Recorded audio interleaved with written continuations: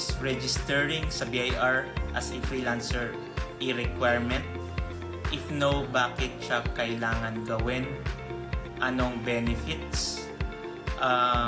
Yes, kung sa law natin, sa tax law natin, required mag-register sa BIR ang isang freelancer dahil freelancing is being a self-employed. At being a self-employed is a business. At pag may business ka, tulad nga nito, freelancing services, required ka mag-file ng income tax return. So, paano ka makakapag-file ng ITR mo? Mag-register ka muna sa BIR as a freelancer. So, yun yung sa tax side.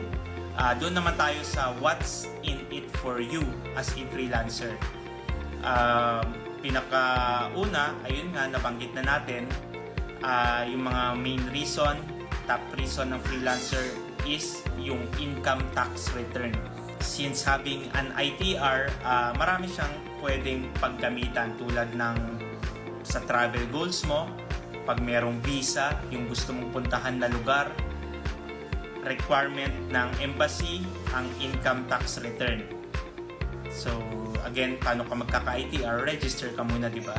And also sa mga home goals and car goals, syempre minsan kailangan natin ng tulong ng mga bangko. So, one of the proof of income is income tax return.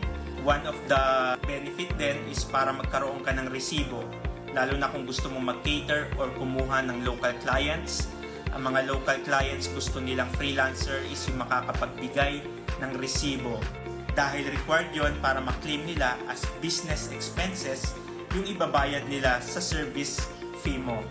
And then, ayun, para wala ring penalties sa future dahil nga yung pinag-usapan natin sa first part, required naman talaga mag-register ang freelancer. So, ayun, peace of mind, di ba? Kasi wala kang tinatago, nakakapag-comply ka sa freelancing business mo.